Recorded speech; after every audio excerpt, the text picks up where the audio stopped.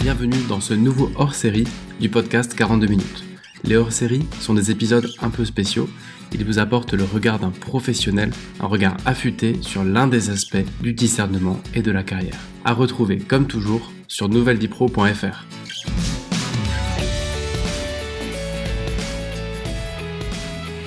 Salut à tous, encore un nouvel épisode de 42 minutes. Merci d'être toujours aussi fidèles à ce podcast.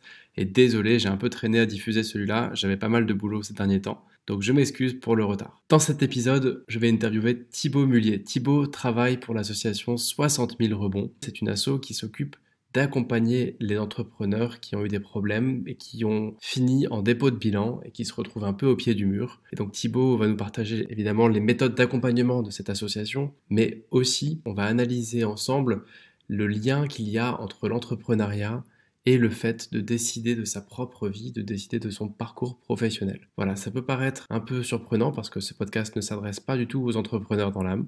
Il y a d'autres médias pour ça. Mais c'est la direction qu'a pris cette interview et vous allez voir, c'est assez pertinent. Je ne vous en dis pas plus. Je vous laisse plutôt écouter Thibaut.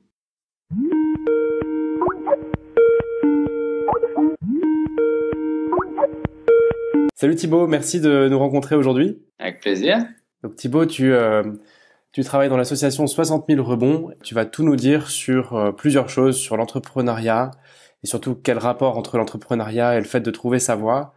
Et aussi beaucoup comment on rebondit quand on est un petit peu au pied du mur, que ce soit en tant qu'entrepreneur ou en tant que personne qui se cherche et qui cherche de l'énergie dans sa vie. Voilà, merci de passer 42 minutes avec nous. Je te demanderais bien de te présenter un petit peu, de nous raconter qui tu es et qu'est-ce que c'est que cet asso 60 000 rebonds. Merci Alban de l'invitation, je répète, c'est très sympa de pouvoir amener un peu ces sujets sur la table et ce que tu fais c'est super. Donc moi je suis Thibaut Mullier, j'ai 35 ans, j'ai 2 enfants qui ont 7 et 5 ans et depuis 4 ans je travaille au sein de l'association 60 000 rebonds. Juste pour me présenter rapidement, j'ai un cursus commerce management. J'ai eu différentes expériences plutôt de développement commercial dans des entreprises B2B. Je fais quand même partie d'une grande famille d'entrepreneurs qui ont créé quand même quelques entreprises. Donc, j'ai cette fibre un peu entrepreneuriale picousée dans le sang, on va dire. J'accompagne aussi des entreprises dans des comités stratégiques d'accompagnement, 4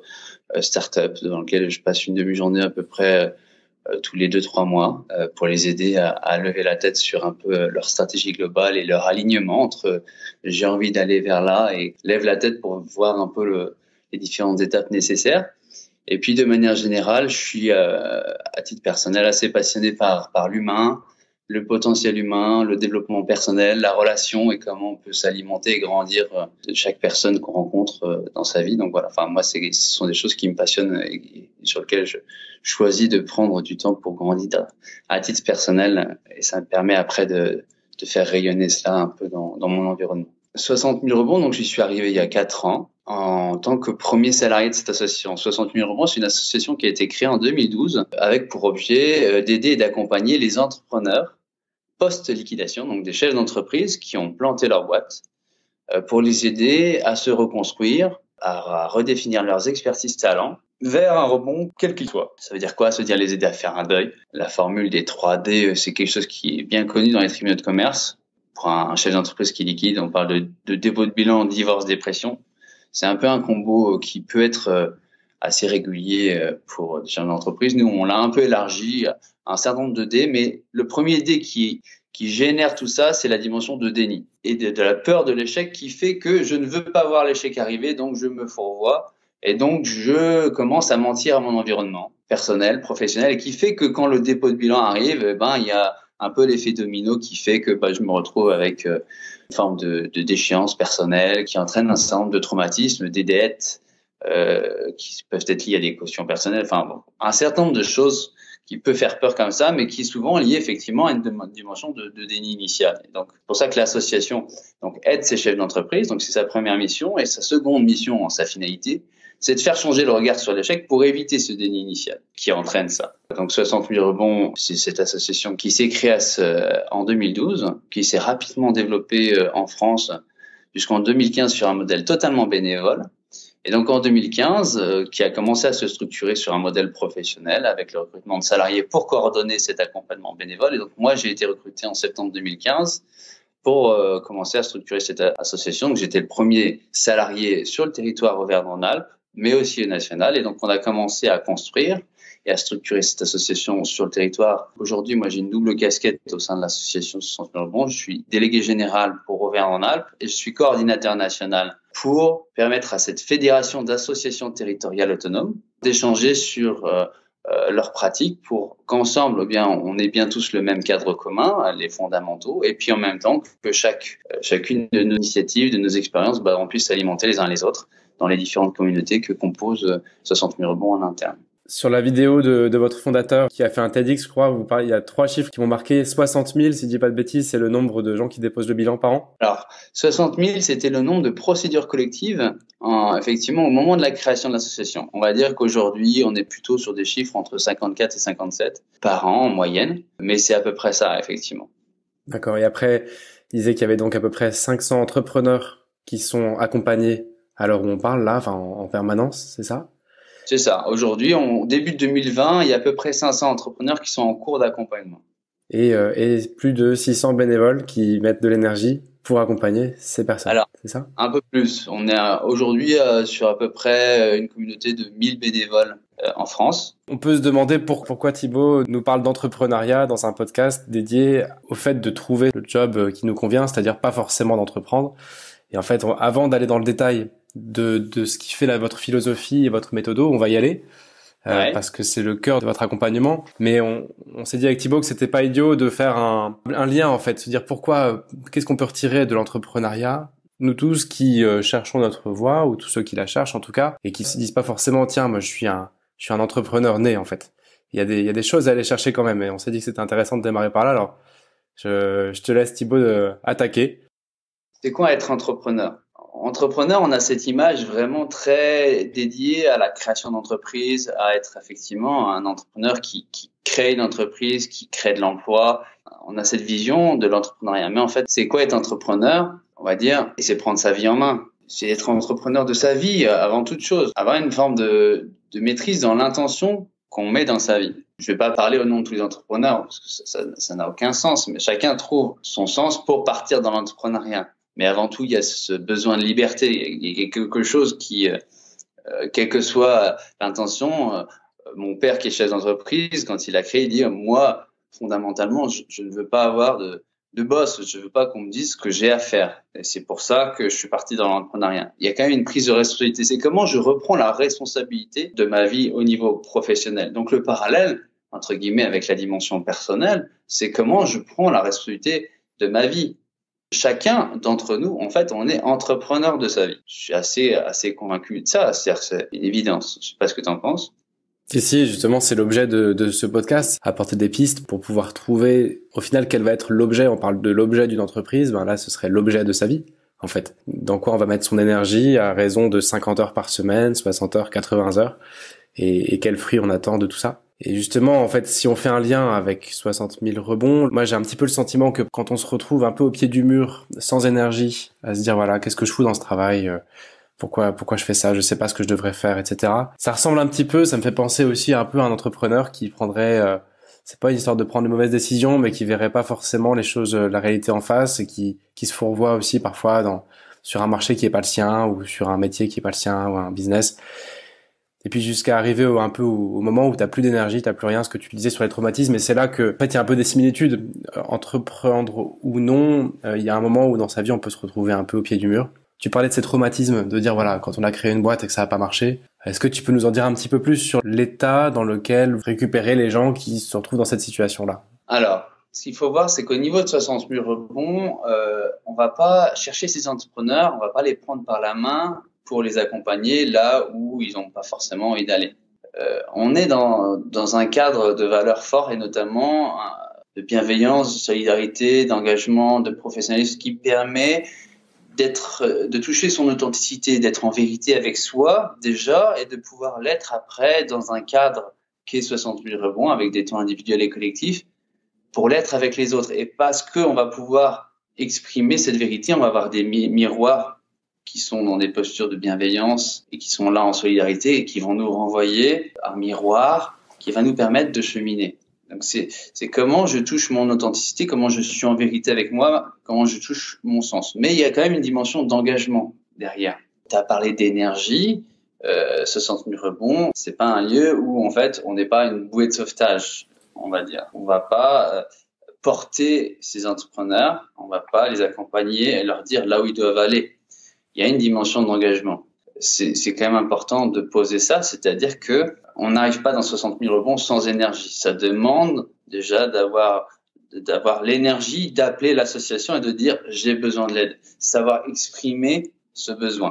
Et à partir de là, on met tout un processus d'engagement qui va permettre de clarifier qu'on est bon au réseau pour les accompagner et les aider à cheminer. Mais c'est pour dire que cette dimension d'énergie est importante parce qu'en fait, dans l'association, on va pas donner de l'énergie. On va surtout permettre à l'entrepreneur d'utiliser son énergie à bon escient. Et ça, c'est un point qui me paraît, moi, important. C'est comment je prends le temps de cheminer et de voir où est-ce que je mets mon énergie. Donc ça me paraît, c'est un point. Après, ce que j'entends dans ce que tu as amené, c'est quel parallèle on peut faire entre les entrepreneurs qu'on accompagne, qui sont au pied du mur, qui sont dans une phase un peu effectivement difficile, c'est comment on va les aider à rebondir. Et quelles expériences on peut en tirer. Moi, j'interviens souvent aujourd'hui devant des entrepreneurs qui se posent la question d'aller vers l'entrepreneuriat. Mais du coup, on peut faire le parallèle de la même manière avec c'est quoi être entrepreneur de ta vie et comment on peut s'alimenter de ces bonnes pratiques entreprises dans la vraie vie.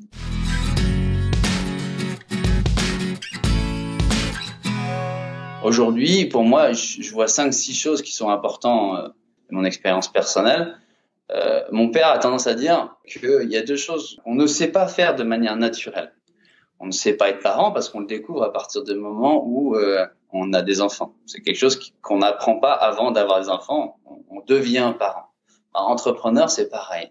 Ça s'apprend et je pense que ce qui est important, c'est pas la fin, c'est le chemin. Donc, en fait, c'est comment je me mets en chemin de l'entrepreneur, comment je grandis dans ma posture d'entrepreneur constamment et que j'ai l'humilité de me remettre constamment en question. Donc ça, c'est le premier point, c'est comment je ne suis jamais arrivé, comment je me remets constamment en question dans ma posture d'entrepreneur. Comment je grandis tout le temps. Donc si on fait le parallèle avec le discernement professionnel, de rester curieux envers soi-même et en questionnement. Curieux et en questionnement, et je pense que de toute façon, c'est pas linéaire, hein. Je dirais même dans l'association, on en parle. Le chemin de transformation, de deuil et d'acceptation, de transformation, en fait, c'est d'aller à un point A à un point B et ne plus pouvoir revenir au point A. Et le chemin, il n'est pas linéaire, quoi. C'est une montagne. De temps en temps, on a des hauts, des bas, et il faut savoir accepter ça, en fait. Accepter ces phases, accepter que de temps en temps, on a des coups de moins bien et l'accueillir et dire, OK, ça fait partie du chemin avec bienveillance et dire, ouais, très bien, je le vis comme ça, bah, c'est top. Peut-être que demain, ça ira mieux, mais pour autant, je ne me force pas à remonter tout de suite parce que peut-être que j'ai besoin de vivre ça, de comprendre ce qui se passe là pour mieux aller vers l'étape suivante. Donc, c'est comment j'accueille mon chemin aussi tel qu'il est, comment je sais saisir des opportunités à partir des intentions que je pose, comment je fais ce chemin intérieur qui va me mener vers l'extérieur, qui va me permettre de dire oui, je suis au clair avec moi-même et c'est là où j'ai envie d'aller, quoi. Donc ça, c'est le premier point. Je suis sur le chemin et en fait, c'est un chemin qui n'est jamais vraiment fini. Donc c'est à un moment donné comment je me mets en route de toute façon. Donc ça, c'est le premier point.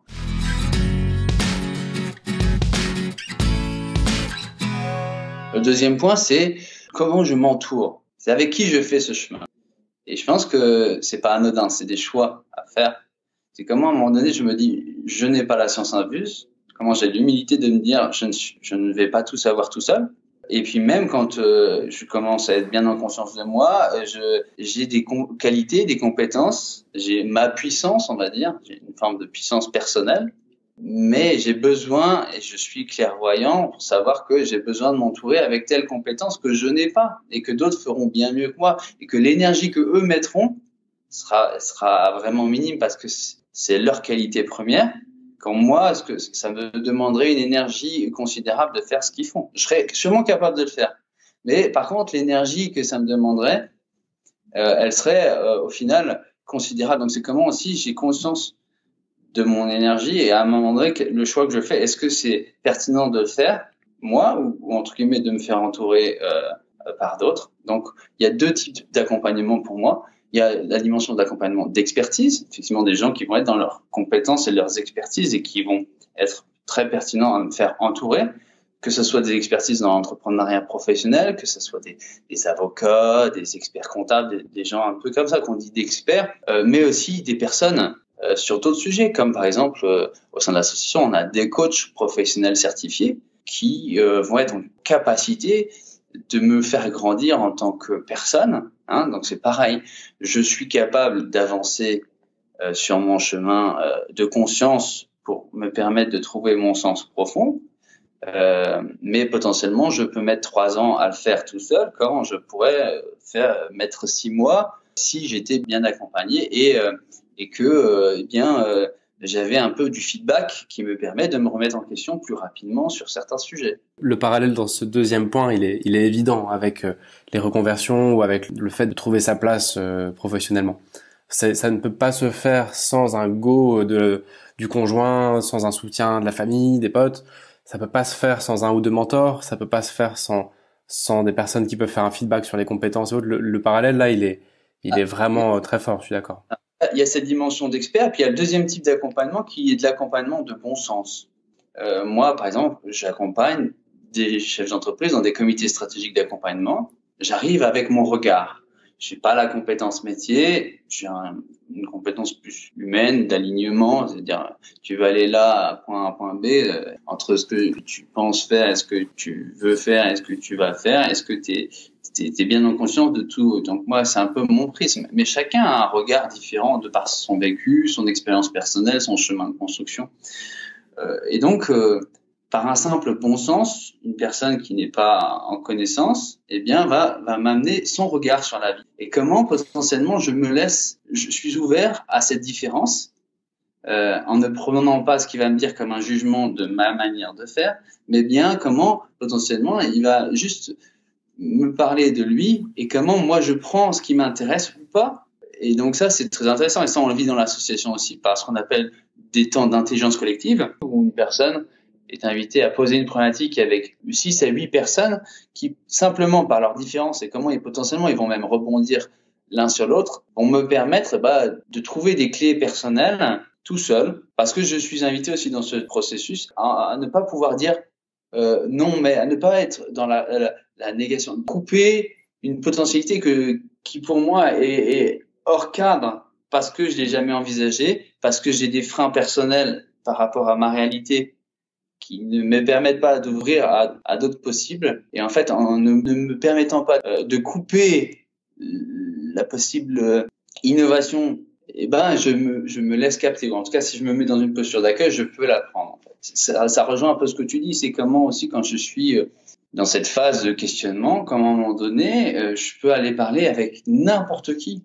Que ce soit un voisin, que ce soit un boulanger, que ce soit une connaissance pro, que ce soit quelqu'un sur un domaine de métier qui m'interpelle, pour confronter mon regard par rapport au sien et me laisser m'ouvrir entre guillemets à des possibles que j'ai jamais imaginé. Et comment à un moment donné, je me dis pourquoi pas. Je me dis au lieu de me dire c'est impossible, je me dis c'est possible.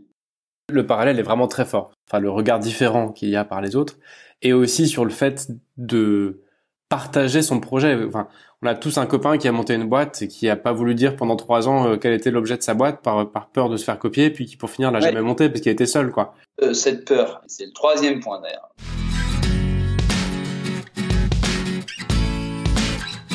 Le 3e point, un 3e apprentissage pour moi, c'est comment à un moment donné, j'ai conscience que l'échec est possible.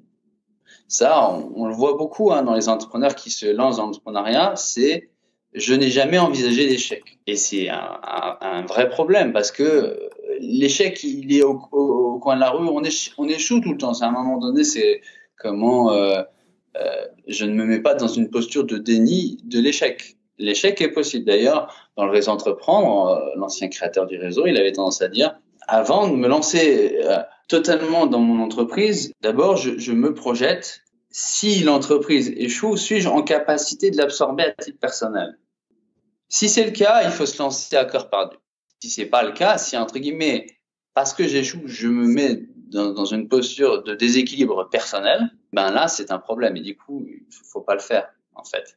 Mais c'est quand même comment je me dis, l'échec est possible. Et d'ailleurs, aujourd'hui, il y a beaucoup d'incubateurs, de personnes qui accompagnent les entrepreneurs, qui commencent à inviter ceux qui les accompagnent à faire des scénarios d'échecs raisonnés. C'est comment, à un moment donné, je me projette sur un échec, mais c'est OK, je ne me mets pas en déséquilibre. Donc, c'est quand même se dire, l'échec est possible. Et je me ferme pas la porte à ça.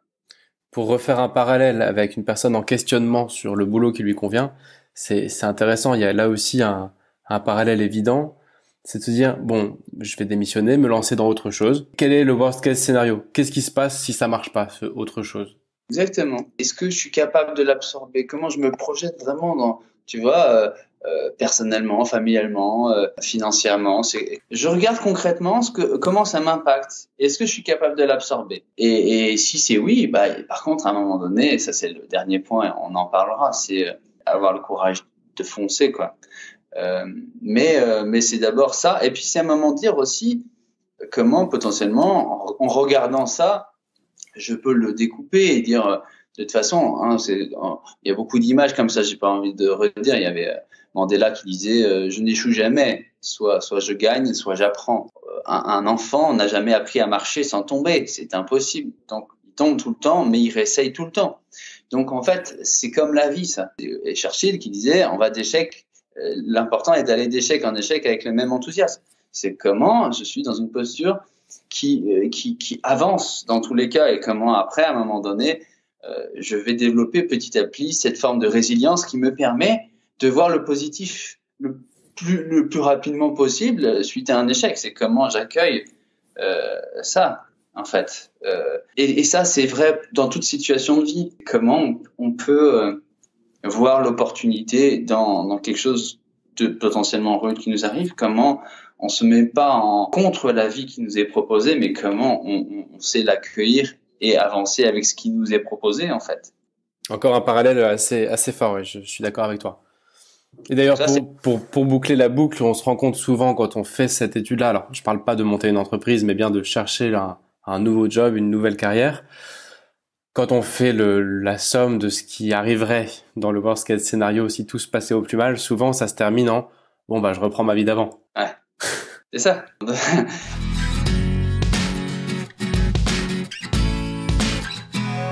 Le quatrième point, c'est comment je ne découpe pas ma vie. Comment je prends mon équilibre global avec le perso et le pro, et c'est un tout.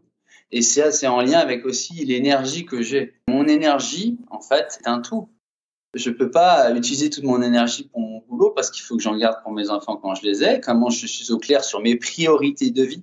Parce que on va pas chercher le même sens dans son travail si à un moment donné, ma priorité, c'est ma famille. Moi, j'ai eu ce parallèle. À un moment donné, j'ai eu comme une forme de réalignement parce que il fut un temps, je disais ma famille, mes enfants, c'est ma priorité. Et puis, j'avais mon ex-compagne qui me disait bon, les enfants sont malades, tu peux venir, j'ai besoin de toi. Bah non, j'ai un rendez-vous pro. Et c'est à un moment donné, c'est là où on se confronte à bah ouais, mais je suis pas aligné avec moi-même là. Parce que mes enfants, c'est ma priorité avant mon boulot. Sauf que dans les faits, c'est pas ce que je fais. Et donc, d'avoir cette conscience de dire, OK, est-ce que je suis aligné avec moi? Est-ce que dans mes intentions, je suis au clair sur, bah, c'est quoi mes priorités? Et est-ce que dans les faits, est-ce que je suis aligné avec ces priorités? Et donc, déjà, d'être au clair avec soi, ben, on va pas, si on va construire une entreprise, si on dit, prendre du temps pour mon développement personnel ou mes enfants, ma famille et des engagements bénévoles, par exemple, parce que ça, c'est fondamental, j'en ai besoin dans ma vie pour exister, bah, je vais pas construire la même entreprise, ni consacrer le même temps, ni la même énergie que si, effectivement, bah, mon entreprise, c'est ma priorité ultime, en fait. Donc déjà être au clair avec soi, de son équilibre global, en fait, et de ses priorités de vie, c'est essentiel. On a beaucoup d'entrepreneurs comme ça qui se lancent dans une entreprise sans être au clair sur ça. Et ben c'est là où on est déjà en déni avec soi. Là, le parallèle qui me vient, c'est notamment un auteur américain qui travaille sur le discernement professionnel, qui a cette notion de valeur. Ce que tu appelles priorité, lui va appeler ça valeur, mais c'est un classique du coaching. Mais Mais dans les valeurs, il va dire, voilà, par exemple, vous en prenez 10, il y a la famille, l'amour, le succès, les finances, le corps physique, le bien matériel, etc., etc. La contribution. Et puis il va dire, bah, vous en retenez 3, qui sont celles qui vous définissent le mieux et le plus, et vous les mettez dans l'ordre 1, 2, 3. Et en fait, assez vite, on se rend compte que un mec qui a enfant en numéro 1, enfin famille, en numéro 2, l'amour, et en 3, la résilience, et ben, il conduira pas la même bagnole. Il aura pas les mêmes potes. Il aura pas la même vie, ni la même boîte ou le même métier que celui qui a succès, performance et fidélité. Enfin, c'est une évidence. Et Ouais. prendre conscience de ces valeurs, ça permet de décider vite et bien. Parce que l'incapacité à choisir et à décider, selon lui, et je trouve que c'est vrai, viendrait du fait qu'on n'est pas au clair avec ce qui est prioritaire Pour soi. pour soi. Parce que aussi, souvent, notre éducation nous a amené à prendre des valeurs des autres. Que ce soit de nos parents, que ce soit de l'éducation, que ce soit la société. C'est dans ce travail, ce cheminement personnel, comment je redéfinis, comment je définis ou je redéfinis, c'est quoi effectivement mes valeurs, mes priorités, pour après faciliter le cheminement, effectivement. Donc c'est quoi mon projet de sens, mon projet de vie.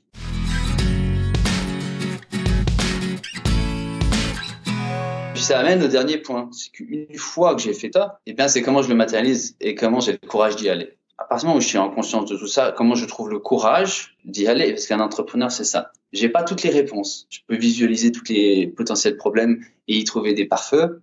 Je ne verrai jamais tout. Donc c'est à un moment donné comment, de toute façon, j'arrive à trouver ce courage personnel, à déjà commencer des petits pas, et ça sert à rien.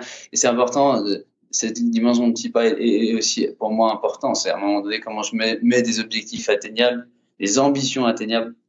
On peut avoir une vision qui est à long terme et comment à un moment donné je la découpe avec des choses que je peux voir atteignables, et comment je me mets des petits pas et comment j'avance et vers cette vision qui peut changer et qui peut évoluer. Le fameux PPP, là, le plus petit pas possible. C'est quoi le truc que je peux faire demain matin, le plus facile, le plus accessible, qui m'emmène vers là, toute première étape, quoi.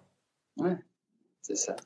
Écoute, super intéressant. C'est marrant parce que quand tu m'as dit, ouais, je pense qu'il y a des parallèles à faire entre la reconversion, le discernement et l'entrepreneuriat, j'ai envie de te répondre. D'ailleurs, je t'ai répondu, bah non, nous on s'adresse pas à des entrepreneurs. Il y a d'autres podcasts pour ça.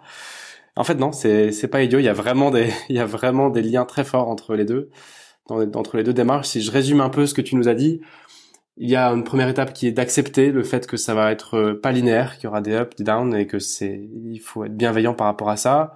Deuxième point que tu disais, c'était de se Par faire rapport à entourer. Pardon. C'est pas par rapport à ça, c'est par rapport à soi aussi, son cheminement. Ouais. Je sais pas si tu connais, tu vois, il y a les Kata Toltec, enfin, il y a plein de trucs qui existent de ce type, mais c'est qu'à un moment donné, je fais de mon mieux de toute façon. Deuxième point où tu disais, c'était de se faire accompagner, de pas entreprendre le voyage seul. Troisième point, c'était de dire que l'échec est possible et même évident dans une certaine mesure et que la question c'est plutôt comment on rebondira et continuera à avancer. Mon quatrième point qui était de dire, bah voilà, au final il y a cette question de priorité, de valeur et on va pas créer le même projet d'entreprise et on va pas faire la même reconversion ou le même futur métier en fonction de ce qui est prioritaire pour soi. Et puis ton dernier point qui est de dire, bah une fois que tout est clair, comment on passe à l'action avec ta question du premier pas qu'on va faire, quoi. Ouais, tout à fait.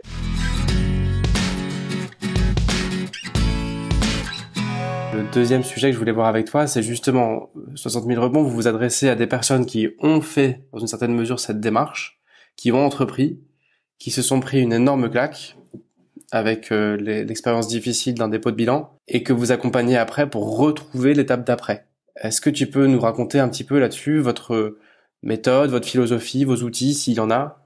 Qu'est-ce que tu peux nous dire aussi sur un peu ce que je te disais en préambule, dans quel état on est quand on est quand on dépose le bilan ou quand on est dans cette situation-là d'avoir tenu et puis il y a un moment où ça tient plus, quoi.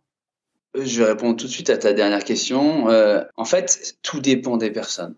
Il faut quand même avoir conscience que on peut s'inspirer de personnes, mais chaque personne a sa singularité, a son authenticité, a sa vérité, a son chemin, son background, son vécu. On accompagne tout type d'entrepreneurs qui nous sollicitent et qu'on pense pouvoir aider. tout secteur confondu, tout âge confondu. On a des jeunes, des moins jeunes, des personnes dont c'était la première expérience entrepreneuriale. Il y en a, c'était leur 5e, qui ont eu des parcours d'entrepreneurs, qui ont eu des entreprises, qui ont revendu leur entreprise, qui ont eu des belles réussites.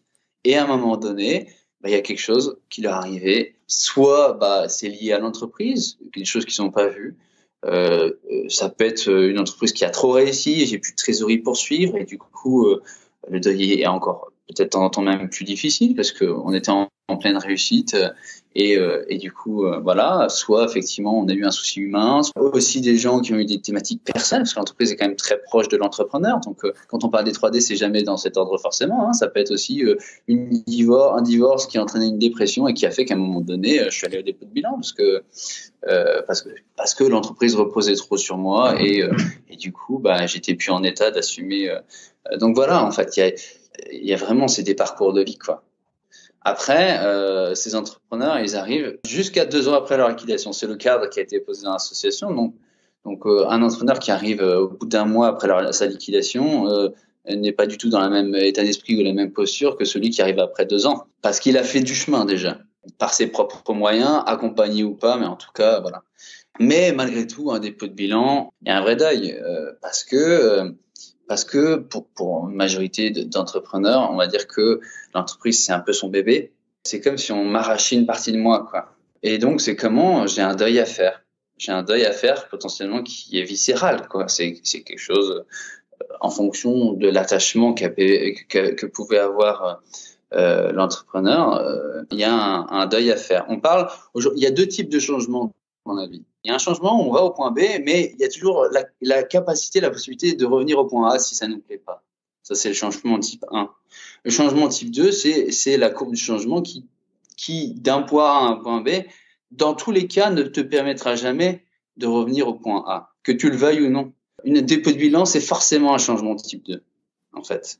Parce que on peut pas revenir en arrière. Il y a quelque chose qui est acté et qui est souvent assez violent parce que ce qu'il faut voir, c'est que cette dimension de déni fait que souvent un entrepreneur, un chef d'entreprise va au tribunal de commerce beaucoup trop tard. Il faut voir que le tribunal de commerce, je le dis en aparté pour certains qui seraient chefs d'entreprise ou qui penseraient à l'entrepreneuriat, c'est un soutien. Ce sont des bénévoles qui sont généralement des chefs d'entreprise et qui sont avant tout là pour faire normalement de la prévention, qui sont là pour aider. Et ils ont des rouages au niveau du tribunal pour aider les chefs d'entreprise ou les entreprises dans des situations compliquées. La problématique, c'est que déjà, c'est méconnu. Et donc, souvent, on a peur et donc on y va beaucoup trop tard. Et quand on va beaucoup trop tard, souvent, le tribunal, il n'a qu'une chose à faire et constate, il dit, non, il n'y a pas de possibilité de retournement. Donc, je prononce la liquidation. Dans 85% des cas, la liquidation, elle est prononcée dans la journée. Et donc, c'est ultra violent. C'est ultra violent parce que je viens pour chercher de l'aide et on me dit non, c'est fini quoi. Donc c'est un énorme coup de massue pour quand même une majorité d'entre eux. Si on veut continuer à faire des parallèles, c'est un peu le plan social. Ouais, typiquement ou tu vois, si on prend même dans la vie, c'est un divorce qu'on n'a jamais envisagé, c'est un décès, c'est des événements de vie qui font que ça nous tombe dessus et que comme potentiellement notre équilibre s'est construit avec une forme d'attachement, soit à un projet, soit à une personne. On m'enlève l'entreprise, on m'enlève mon conjoint, on m'enlève mon père, on m'enlève. C'est comme si je me retrouve déséquilibré parce qu'en fait, il y avait une partie de mon équilibre qui était liée à ça en fait. Tu vois ? Ouais. Et donc, ça c'est aussi un point intéressant quand même. C'est qu'à un moment donné, je décorrèle qui je suis du projet dans lequel je m'engage. Un projet, ce n'est pas moi, c'est un projet. Potentiellement, je peux changer de projet au gré de mon évolution. Mais c'est intéressant quand même d'avoir une forme de détachement.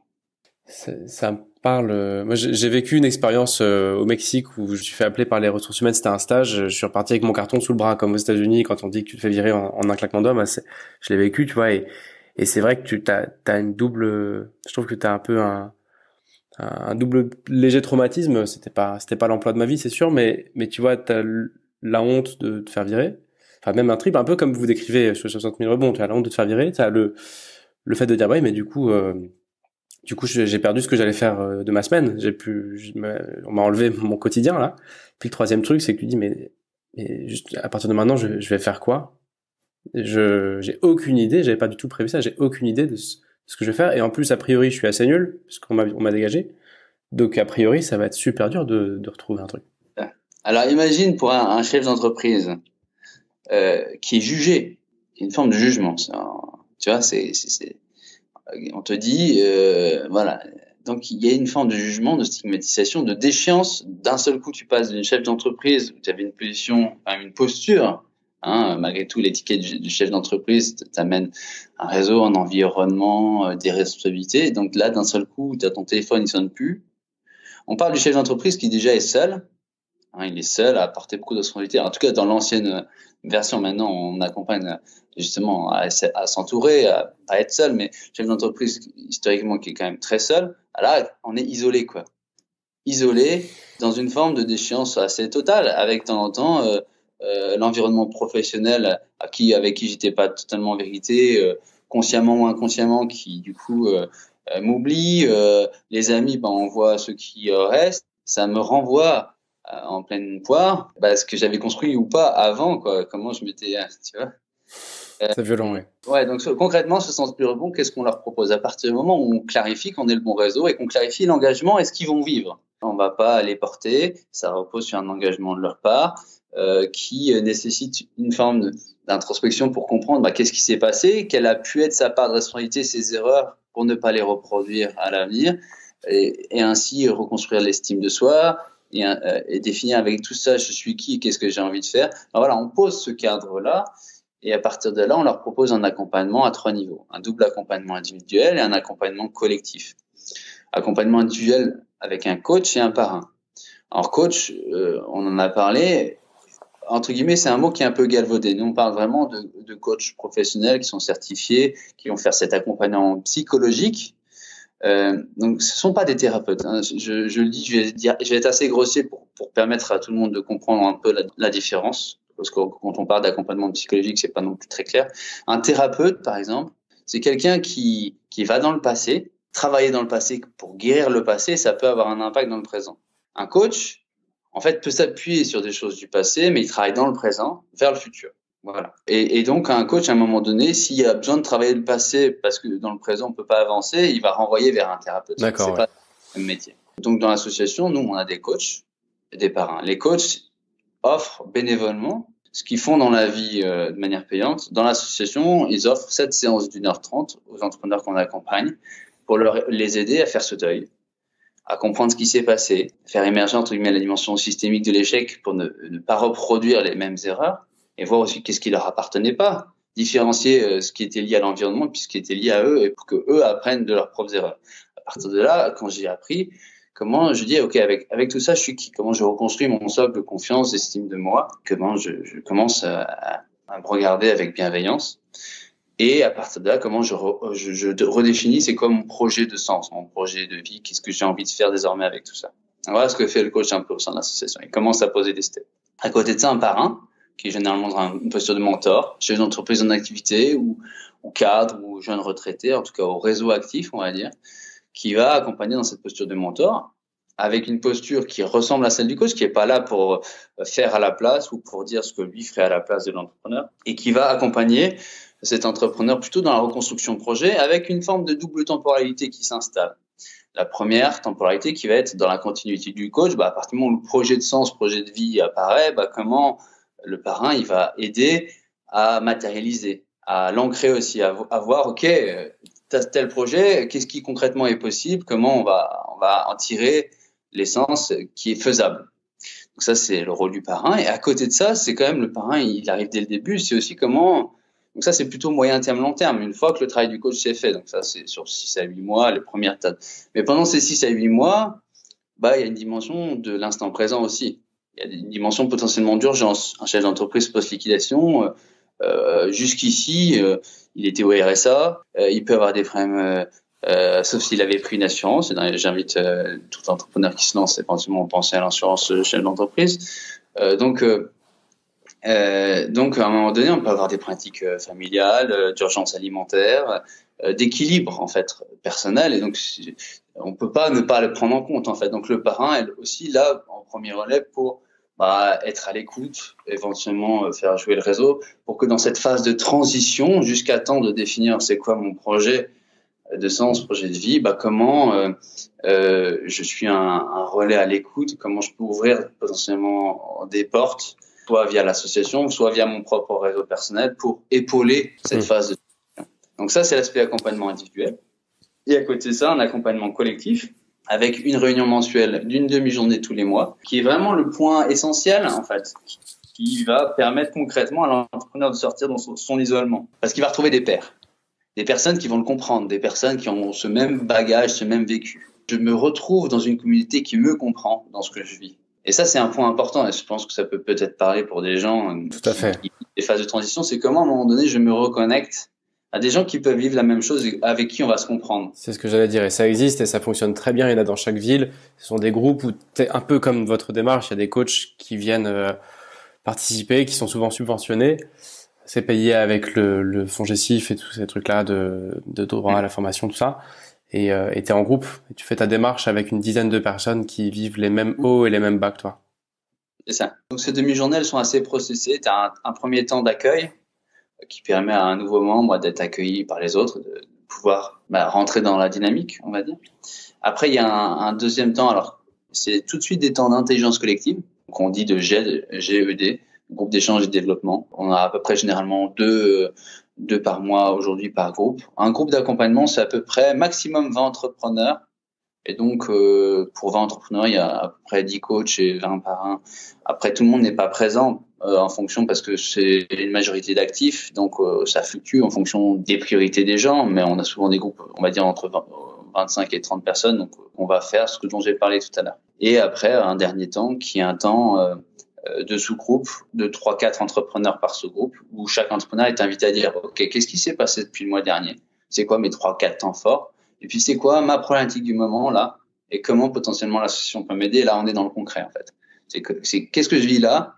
Que ça soit intérieur, extérieur, soit ça vient de moi, soit c'est mon environnement quelle est ma problématique du moment? Et est-ce que on peut être créatif pour voir comment l'association peut t'aider dans ce que tu vis en ce moment?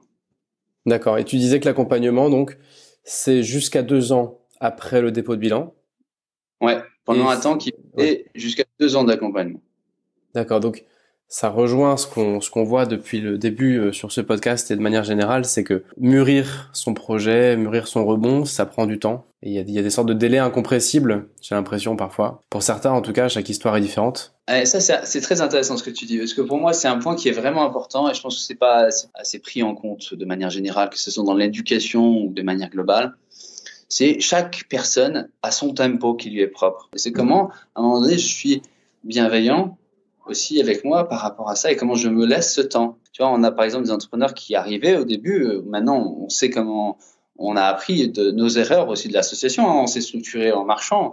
On a eu des entrepreneurs qui sont arrivés et tout de suite j'ai un projet, je vais repartir. Et souvent ils rebondissaient beaucoup trop vite parce qu'ils prenaient pas le temps de cette introspection et donc ils refaisaient les mêmes erreurs et ils se recassaient la gueule sur les mêmes erreurs.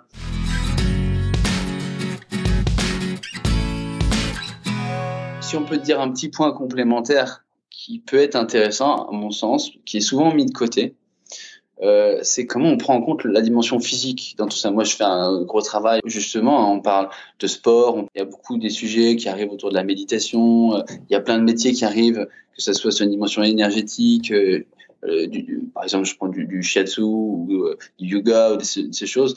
Après, il y a plein de choses qui existent. C'est comment, à un moment donné, je prends en compte ma dimension physique, qui est quand même ça qui canalise la dimension énergétique, et comment je trouve des choses qui me parlent à moi pour déployer ma capacité à avoir de l'énergie, en fait. Comment je fais attention à mon alimentation. Enfin, voilà, comment je prends soin du corps, en fait. Parce que souvent, on est très soit dans le mental, soit dans une dimension spirituelle, il y a des choses qui arrivent.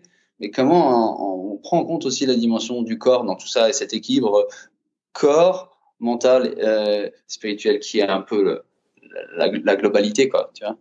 Je comprends. Qu'est-ce qui donne de l'énergie? Enfin, il y a des choses qui en prennent, il y a aussi des choses qui reboostent. Exactement. Mais comment je suis en conscience déjà de cette énergie et comment, du coup, j'en gère ces tempos même dans une journée, hein. On parle de la sieste, par exemple, qui est un moment qui permet de retrouver de l'énergie. Ça peut être des micro-sommeils, ou de méditation ou ou d'ancrage ou ainsi de suite. Il y a plein de petites choses qui existent comme ça pour retrouver de l'énergie, de la respiration simplement, respirer, se centrer sur sa respiration et c'est des petites choses. Donc c'est comment chacun trouve un peu ce qui va lui parler à soi.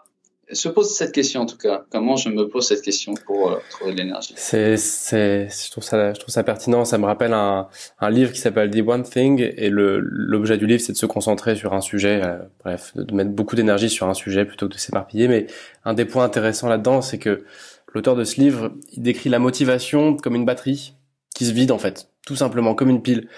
Et il faut sortir du mythe qu'il y a des gens qui sont motivés et des gens qui le sont pas. C'est plutôt qu'il y a des gens qui savent comment recharger le truc et d'autres qui ont pas trop trouvé quel était le bon moyen, quoi. Il y en a pour qui ça va être un footing, d'autres ce sera quasiment un verre de whisky, on sait pas. Mais voilà, je trouve ça pertinent. Pourquoi pas? Je veux dire, il y en a pour qui c'est passer un bon moment entre amis. Il y en a qui se ressourcent. Il y en a qui sont plutôt introvertis, qui vont plutôt se ressourcer en étant recentrés. Il y en a qui vont plutôt être extravertis, qui vont se ressourcer en étant en contact de personnes. Voilà, c'est comment à un moment donné, je trouve ce qui moi me fait du bien et comment je sais m'accorder cette place-là.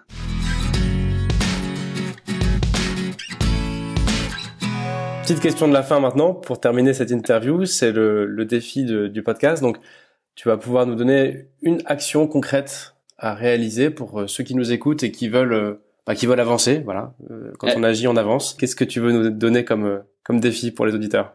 J'ai un petit peu réfléchi et c'est un défi qu'on a expérimenté dans un de nos événements et je trouvais ça très intéressant. La deuxième mission de l'association, c'est de faire changer le regard sur l'échec de manière globale. Je suis assez convaincu que le regard sur l'échec changera à partir du moment où on sera en capacité chacun d'en parler, de parler de ses propres échecs et de ses apprentissages avec autant de fierté que nos propres réussites ou des apprentissages de nos réussites en fait. Et donc le petit défi que j'avais envie de proposer à tes auditeurs, c'est de prendre ce temps d'introspection, de dire ok, dans ma vie, qu'est-ce que je pourrais dire comme étant les 3-4 échecs vraiment forts. Dans la première phase du défi, c'est comment je les regarde avec bienveillance. Comment je vois qu'est-ce que j'ai appris de ces échecs. Qu'est-ce que ça m'a amené de positif, en fait, dans ma vie. Et donc, c'est changer de regard par rapport à ses propres échecs, à titre personnel. Donc ça, c'est la première phase du défi. Et après, la deuxième partie du défi, c'est choisir d'autres de ces échecs et des apprentissages que j'ai eus et d'aller en parler, de les dire, de les matérialiser à 5 personnes différentes, plus ou moins proches.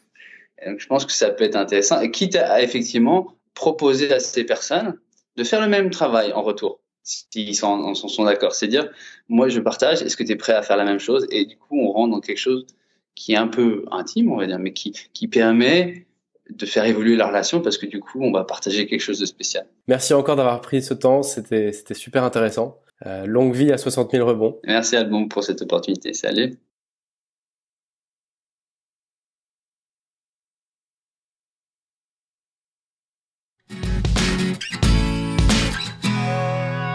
J'espère que cet épisode vous a plu. Moi, je vous donne rendez-vous dans 15 jours pour une nouvelle interview.